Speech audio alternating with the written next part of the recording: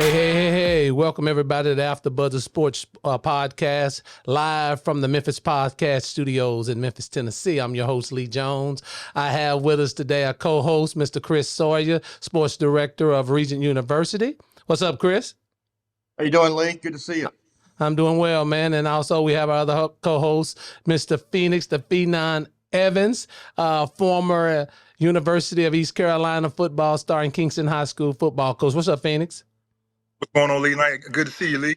Same here, bro. Hey, we got some hot topics today. We're gonna jump right into it, guys. Hey, let's talk about this national championship game from last Monday night. I'd like to get you guys' thoughts on the game, what you thought about Michigan and the University of Washington, how that game went. What are your thoughts about going forward as well for both teams? So, Chris, what do you think? What did you think about the game? What do you think about Coach Harbaugh and his possible exit from Michigan? And just give me your thoughts.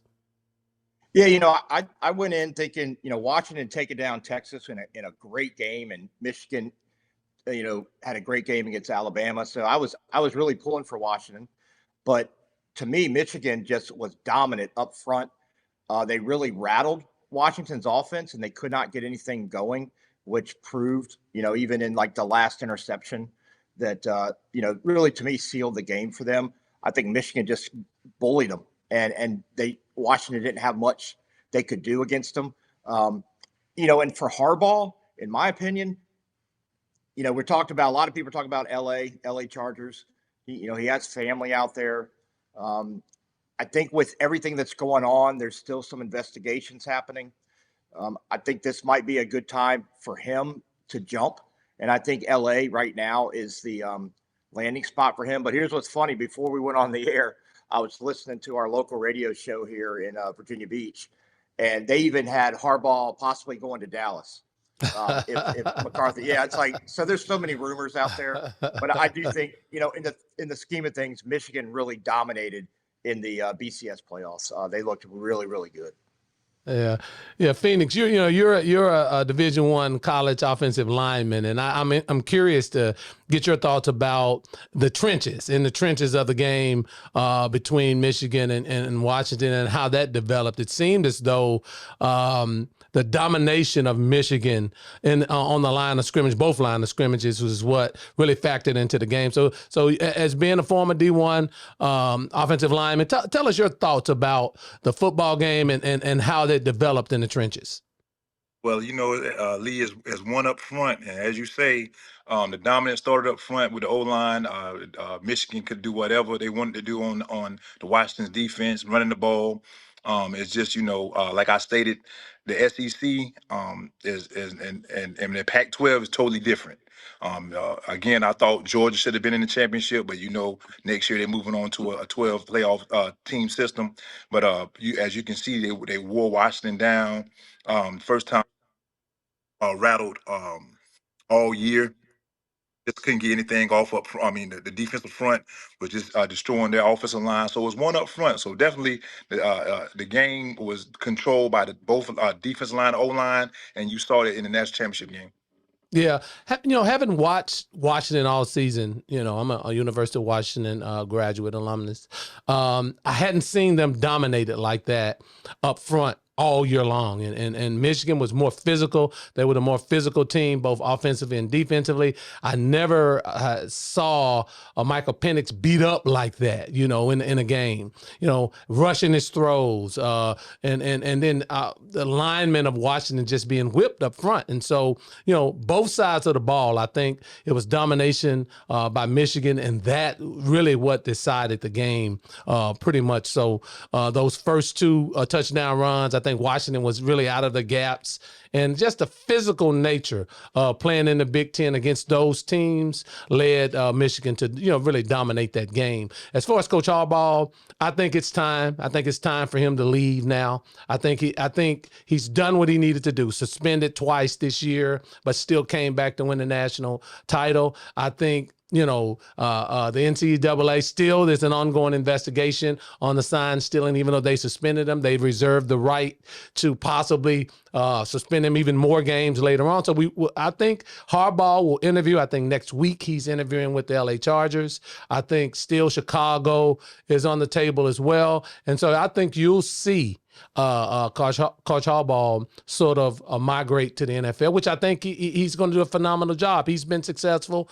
You think about back to his San Francisco teams, they were dominant, got to the Super Bowl with Colin Kaepernick. So I think it's time for him to move on, and I think he'll build great success in the NFL. I want to change things a little bit. Let's talk about with Coach Saban retiring. Let's talk about the new hire at the University of Alabama, Kalen Deboar. Phoenix, your thoughts on the hire? Do you think he's going to be successful at Alabama? And what do you see on the future for Coach Deboar at Alabama? I really didn't know much about the board, but as I'm listening and looking, I hear it's a great hire. But he's on the hot seat immediately, just due to him going behind a legend like Nick Saban, and Nick Saban winning 6 national championships at Alabama. So therefore, he will have to get into that system and get going fast. The players have to buy into his philosophy. So that transfer portal won't be lit up at Alabama. So again, I'm hearing things that he's a great hire. He has to come in and do his thing immediately. He's going to be guided by championships. They're going to look at him winning championships. So 9-2 or 10-1 or 12-1 season. I mean, that's fine, but he's going to be looked at as winning championships. And if he's doing that, he'll be successful at Alabama. If he's not, he's on the hot seat real quick. Yeah. Chris, what are your thoughts on Coach DeBoer? Again, as Phoenix said, it's not going to be much of a honeymoon. Let's say that. It's not going to be much of a honeymoon. They have a standard of success. And so what are your thoughts about Coach DeBoer taking over at Alabama? And what do you see as the future for his leading the Crimson Tide's football program? Well, it's funny you say the word honeymoon, because if you watch him get off the plane in Tuscaloosa, there were thousands of people out there greeting him. But Phoenix said the minute he stepped off that plane, he's already on the hot seat. Yeah. I like it. As we've talked before, NAIA guy, coming up, we're all JUCO guys. We came up those ranks as well. And you love to see him, how successful he's been at the schools he's been at. And you're a Husky grad. And, I think he's done very well. And I mentioned to you, who would have thought a few years ago if you said the Fresno State coach would now be coaching Alabama after Nick Saban? He's got a lot of work to do. I do think he can be successful, but Phoenix said he's got to keep the guys there, cut down that transfer portal. Alabama's a tough place to be. They do expect championships. You're right. To them, this year was a disappointment because they did not make the championship. But he's got his work cut out for him. But it was a quick hire, too. I was a little shocked, but I think he, a little bit more than me about him, but I think he's a good coach. He's been great wherever he's been. So, why not? Let's see what he can do. But again, as you both said, it's time to get to work. And if they don't, a 9-2 season, as Phoenix just said, that's going to be tough if they don't want to just go to a bowl game. They expect to go to the playoffs. Granted, it'll be expanded next year, but still they expect to advance. Yeah. With National Signing Day coming up in February, they really needed to get a hire in there. They needed someone to come in there. It was speculation about Mike Norvell as a potential candidate, Dan Lanning as a potential candidate. Both of them, Steve Sarkisian, all three of those guys decided to stay, got pay raises, and it's interesting because they all three have the same agent, Jimmy Sexton. So they probably use that as a way to get those pay raises.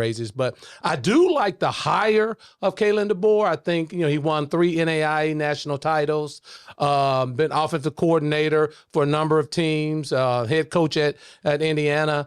He's done a tremendous job at Washington, 28 in, I think, over 3 years. So he's done a good job, and he's an offensive mind. And I think where college football is right now, offense sells. So I think it's a good hire. There are a couple of things that the University of Alabama has to face. And the reality is, as we said, NIL and transfer portal. Will your collective continue to fund NIL for Alabama? We've seen over the last 2 to 3 years how the the talent has been dispersed across different programs. And so will that collective that works with Alabama players continue to fund that? And then also, will Kalen Deboar's name carry weight with some of these young players? Nick Saban was an institution. And so by him being an institution, players, name recognition, 7 national titles, he's going to have his work cut out recruiting against the Alabamas. We look in the SEC, Missouri has made a tremendous jump, and Texas and Oklahoma, they're coming into the SEC. So the jury's still out. I think he's a good hire as far as his offensive acumen, but we're going to have to see if he can galvanize both the city of Tuscaloosa and these young recruits that may not know, to your point, Chris, his name recognition coming into Alabama. Speaking of Coach Saban, Chris, were you shocked at the retirement of Coach Saban? I don't think I was shocked, Lee. I think, today's football world is so much different than what Nick Saban's been doing over his career. He's won so many national championships. I was surprised when it came out, when I first saw it, but then I started thinking about it a little bit more. I mean, I think he's kind of at the point where I've done all I can do. Is he done? I'm not sure. I mean, you know how coaches are. They have the itch to do things. But I think, in this day and time, it's not. And, I've talked to Phoenix about this a million times. When Phoenix was recruited, you were loyal. You're loyal to your school. Now you've got the portal. You got the NIL to deal with. You got a lot of different things you're dealing with. And, of course, there's a lot of pressure at Alabama. And like I said earlier in our earlier segment is, it was a disappointing season for them. So not completely shocked, but when you think of Alabama, you think of Nick Saban. So it's going to be very weird, not seeing him there. But I just think today's world is different than what he's used to in recruiting. And that's why I wonder if he does maybe go pro. I don't know. I mean, he may just want to go off into the sunset. He's had a great career, but that's kind of my feelings on that. Yeah. Phoenix, what are your thoughts about, Coach Saban retiring? It's kind of abruptly retiring, to be honest with you. There was reports that he was interviewing assistant coaches even, 30 minutes before his retirement, and then he went in and talked to his team about him retiring. So what are your thoughts about it, Phoenix, by the sudden retirement of Nick Saban? I wasn't shocked. I mean, when it came across the ESPN, you kind of look at it like, hey, Nick Saban is gone. But Nick Saban is a legend. He's a legend at Alabama, and he's done tremendous things at Alabama, and his philosophy worked. He knows that now that it's a different time now. His philosophy is going to have to be different because he's not getting the number 1 recruiting class at the moment. He was doing that repeatedly year after year, Alabama number 1 recruiting class. Now you got guys, it's like you said, talent is being dispersed. The NIL, transfer portal, it's more like the NCAA, one and done. You got guys can go in there and get into the program. They don't see fit. They don't see what they like the position they're at, or they don't like the competition that they're going against. They just going to transfer. Or maybe they get somebody that's going to pay them a higher amount of money for their name, image, and likeness. So therefore, they may just leave that program, and that's not what Nick Saban is used to.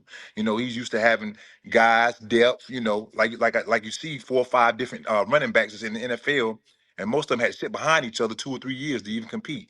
So therefore, he's used to that talent and more talent coming in throughout his years. So therefore, I don't see him coach. He may coach again, but I don't see him coaching. Yeah. Different. Yeah, I doubt. I mean, I doubt if he coaches again.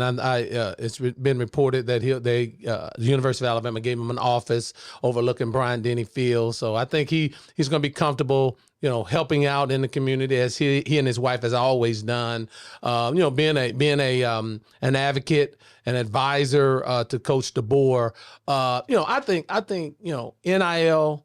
Transfer portal really affected Coach Saban. I think he's always been an advocate of players being paid somehow, but the name, image, and likeness legislation that has swept the nation, I think it affected him and how he's used to recruiting, and I think that was a big factor in Coach Saban finally starting to think about retirement. And at 72, it's possibly time for him to retire. I think he's going to be an excellent guy.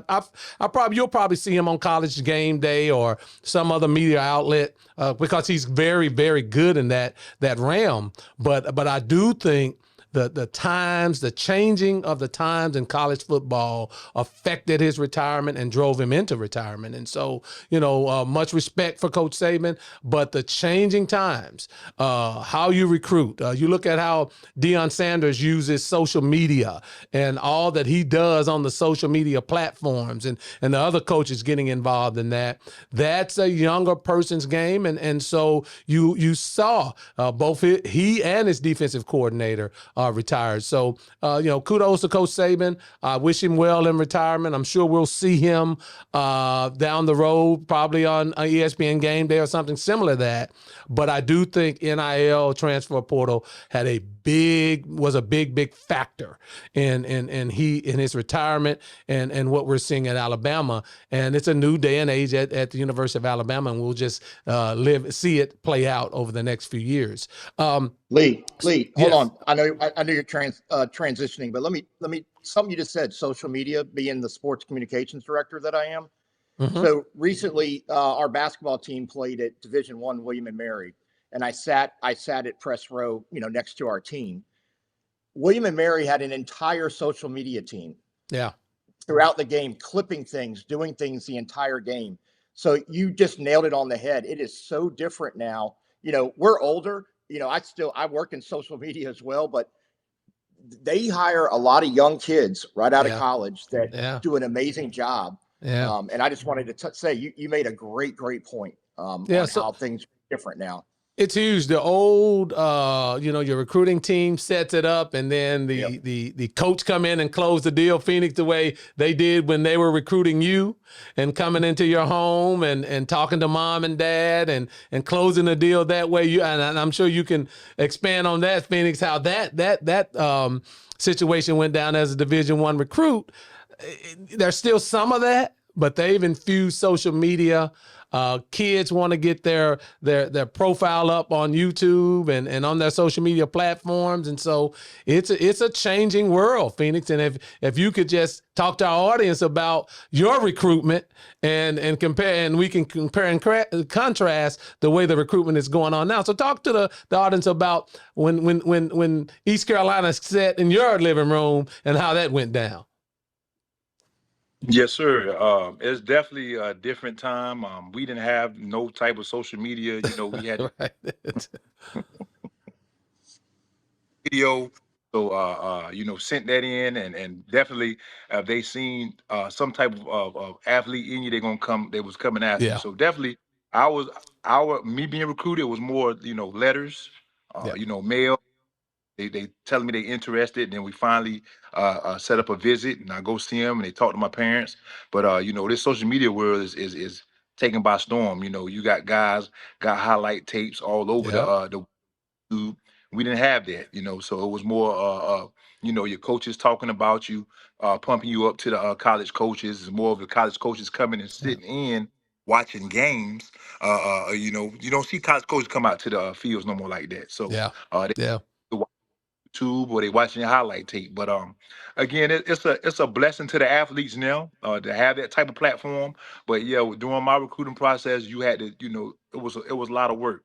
A lot of work, and then your parents didn't decide for you, buy into what the coach was talking about, So definitely came and sat in my living room. We came and sat in Steve Logan's office, and he talked about talked about my playing time there, talked about I'm gonna be in a loving environment, and they showed it when I went on an official visit. The players was like brotherhood, family tight knit. But right now you don't get that on these campuses now. Guys don't hang around each other a lot like they used to. They don't hang around each other. They all have their own motto. Some might say I'm gonna stay, or some say I'm gonna go because I ain't getting the playing time I want. So therefore, it's definitely a lot that's changed. But again, blessing to the college athletes now, also getting money. We wanted money as well when we was in school. Hey, work out the guys now. So I'm thankful for that. Yeah. So, and to your point, now when they come into your house and you talk to these coaches, and I'm sure this was a factor in Coach Saban's decision, one of the first questions they're going to get is, what about my NIL deal? How much is the collective going to help me make? And look, for me, I think I've always been an advocate of the players getting paid. So that for the old school coaches, that's an issue because they have never had to deal with that before, that these young players or these young people and their families have so much power when doing the recruiting process. And I think that's something that coaches of an older age that have been in the college ranks for a while, it affects their decision making. And I feel personally, that's part of the reason Coach Saban retired. I want to switch it up real quick and talk about the NFL firings. There are a couple of ones I want to address. Phoenix, I want to come to you first. Coach Belichick out in New England. Coach Carroll out in Seattle. And one that kind of shocked me was Coach Vrabel out in Tennessee. Phoenix, of those three or any other firing, what are your thoughts about it? And what do you think? What do you think drove those general managers and owners to make those decisions? The most shocking firing was Mike Vrabel to me. I feel like Mike Vrabel should have had a second year or another year due to the back and forth with the quarterback situation. I thought they was winning games at the end where they also put out a few guys out the playoffs. So I felt like he still had the locker room ear. So I felt like he should have had another year due to what he had to go through. Far as Belichick, I think Belichick did all he could do at New England. He hasn't recovered since Tom Brady left. His new talent. He's back and forth transitioning to different quarterbacks. He hasn't had a steady quarterback since Tom Brady left. But I think he's done a great job at New England, and he's done all he could do. So they both decided to part ways with that industry. So I don't think it's a big shocker to me that Belichick was let go, but because he's done what he's needed to do at New England. As far as Pete Carroll, I felt like Pete Carroll has not recovered since he blew and I'm gonna say he blew the going and not running and giving it to Marshawn Lynch at the running back on the 1 yard line, and he has not recovered. He's had decent seasons, but he has not went far in the playoffs. He has not gotten back to the Super Bowl. So therefore, I think they part ways with him because I think he's just he's done all he could do after he blew the Super Bowl, that second Super Bowl. Yeah. Yeah. Chris, what are your thoughts about the NFL firings, and namely those three, but any other that you want to talk about? What are your thoughts, and what do you think these general managers now are thinking about when they're looking at these coaches that have been there for a while and moving on from them? Yeah, I mean, I have to say I agree 100% with Phoenix. Tennessee, Vrabel should have had another year. You and I have talked about this, with the draft, with their quarterbacks. They've had some quarterback injuries and issues. So that was the big one for me. Belichick, yeah. I mean, he has done all he can do. I mean, things have just kind of gone down. They really haven't found that quarterback that they need. So I'm not surprised at that. I think he'll move on, though. I think, he'll find a place. Pete Carroll, yeah, I agree with Phoenix. He's never recovered. They've had good years, but we're all Dallas fans. You can have good years, but if you don't advance, people get frustrated, and I think that's where the organization's going. Now, I will say, I'm a little worried that Dan Quinn may go there. That's one of the hot rumors right now. So I think that's what Seattle. He may be one of those guys they're looking at. But I'm gonna tell you what, Washington had to fire their coach. He's been there way too long. The guy got rid of Taylor Heineke, and I'm going to be a homer, 757 guy from Old Dominion. Taylor Heineke was the best quarterback they had in the past few years. They go with Sam Howell, and they do nothing. He cut Taylor Heineke when he was in Carolina. Now Heineke's in Atlanta. My point is, he needed to be gone. And Washington has gone through so many coaches over the past few years.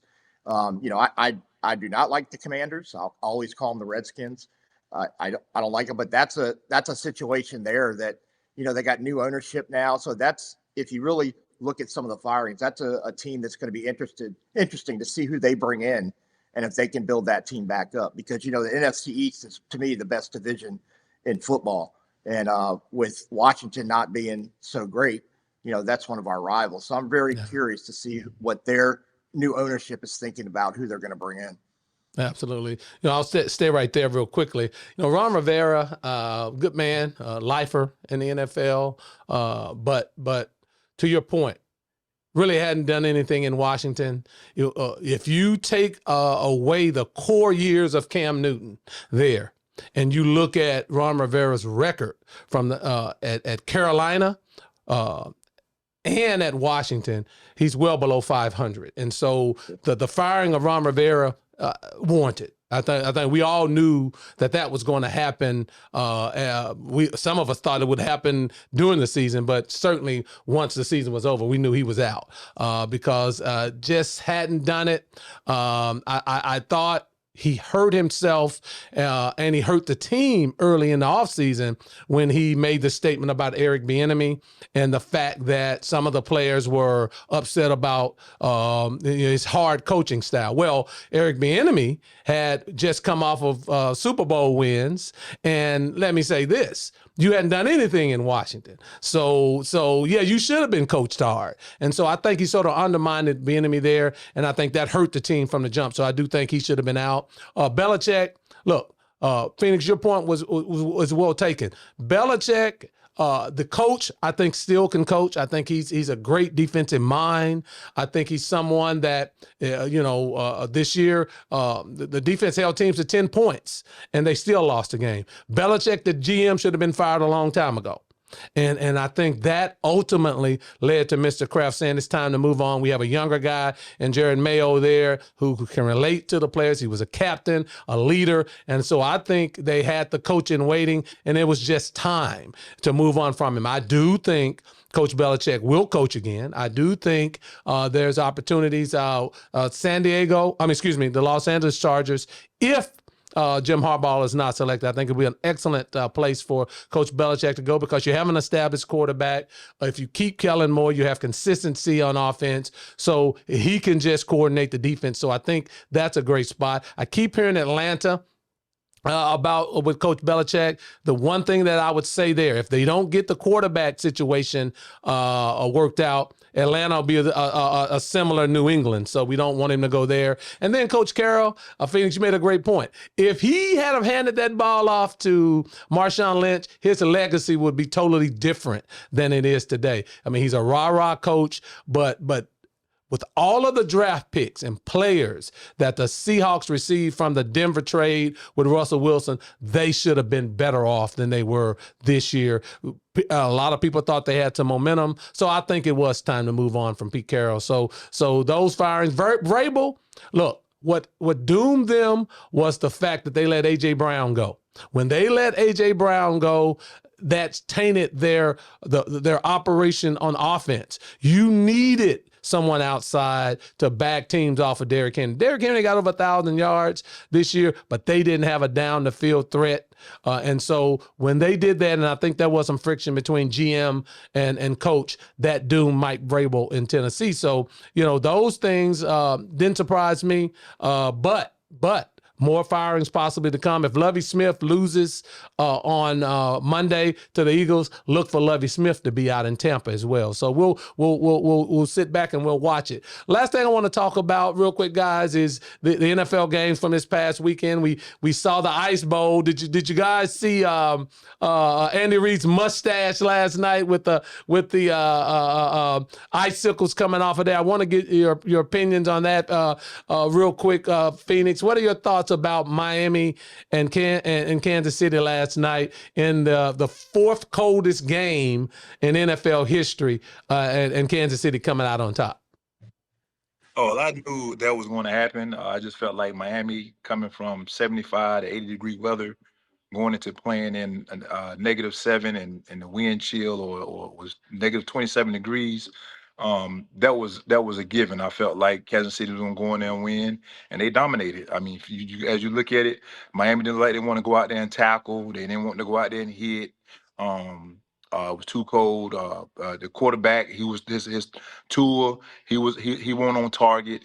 Throwing interceptions. Just all around game. The Kansas City dominated, and that's what I felt like going in before they even started playing. I felt like Kansas City was going to do that. Now I will say, NFL need to change something by playing games like that. I mean, it's freezing. All the fans tight together. I mean, got helmets shattering. Like have much reason. That's definitely too cold. And when the weatherman come out and say dangerously cold, and it might want to change some rules. Yeah, the one thing I want to ask you, Phoenix, is the offense and defensive line play. You've been an offensive lineman. That play, Miami didn't hold up defensively. The offensive line was porous against the run defense and the pass defense of Kansas City. And to your point, it just seemed like I saw the Miami players dancing before the game. They were upbeat, trying to psych themselves out about the cold weather, but they didn't stand up to playing in those elements. And I'm just curious, from your point of view, is that what you saw when you saw how the game unfolded last night as far as the offensive and defensive line play for Miami? That's exactly what I saw. You can see it. How Pacheco was just running. Yeah. Get tackled 5 yards, and Pacheco kept running. I mean, like they were tackling. They didn't want no part of contact because of the cold. I mean, games like that, you try to psych yourself up. You're playing in cold games like that. I mean, again, you're gonna either you got it or you don't. And Miami last night didn't have it. Yeah. Chris, I wanna turn to the Wait a minute, hold on, Lee. I didn't know there was a Kansas City game. I thought we were watching a Taylor Swift concert again last night. My goodness. Well, they did have a lot of shots of Taylor. She had her custom made Kelsey jacket on. That was interesting. That was very interesting. Me and Kelsey were fellow Cincinnati alumni, but good grief. Gosh. But hey, you have to give her credit. She shows up. She shows out. She supports her. She supports her man. Hey, we can't. Hey, all of us want a woman that supports us. So hey, I'm not mad at Kelsey. But Houston and Cleveland, Chris, a lot of people thought that Cleveland's defense, because in the first game, the defense did sort of shut down a C.J. Stroudless Texans team. What are your thoughts on that game yesterday and how it unfolded with the Texans coming on top, Chris? I'm one to admit when I'm wrong, and I've told both of you guys I thought that was my upset. I thought Cleveland would come in, and Flacco was playing well. Thought he was kind of re-energized, but they made him, and Lee, you and I talked about this. Flacco's comfortable in the pocket, but they made him move around too much. He could not get things going. And I give credit to CJ Stroud. I mean, a rookie coming in, his first playoff game ever, had been out, like as you said, came back, from an injury and played very well. And I thought that Houston really dominated. It really surprised me because we had talked about Cleveland's defense. So I got to give credit to Houston. I was completely wrong on that, but it just shows you their coaching as well on what to do with Flacco, how to disrupt him. And I think they did an excellent job on doing that and moving on. Even if they lose in the next round, I think that's a huge win for Houston. Yeah, moving Flacco off his spot. If you let Flacco stand back there and throw the football, he has an arm. He's a big guy. He's a big, strong arm guy. But getting him to move, making him having to move off the spot and be mobile in the pocket, as you saw, they got after him. As soon as he moved, he couldn't do it. He took sacks, and then he just threw the ball up. And so yeah, making him move off his spot was key. D'Amico Ryans had an excellent game plan. Phoenix, what are your thoughts about the Houston Texans and Cleveland Browns game yesterday? Well, I was wrong as well. I thought Cleveland defense would have came and shut down the young quarterback and C.J. Stroud, but obviously they didn't. I also got to say was who we thought he was. He needed to be right back on that bench, sitting down. Back up for a reason. And it showed, like you said, he throwing interceptions, pick sixes. Again, I think if Deshaun Watson was there, it'd been a different game. But again, they had to play with who they had to play with. Yeah. But give credit to Houston, man. Houston came out and dominated on all facets of the game, special teams, offense, and defense. Yeah. I have to say this. I always thought that CJ Stroud was the best quarterback in the draft last year. I knew that from watching him play at Ohio State, from watching how he performed in the Rose Bowl and threw for 536 yards, and in the semifinal game against Georgia last year. He's big, he's strong, he's mobile enough, and he's fearless. And so CJ Stroud, he has a bright future, and the Texans go. He's a natural leader, and he showed that yesterday. He was poised in the pocket. He moved around very well, and he was very efficient.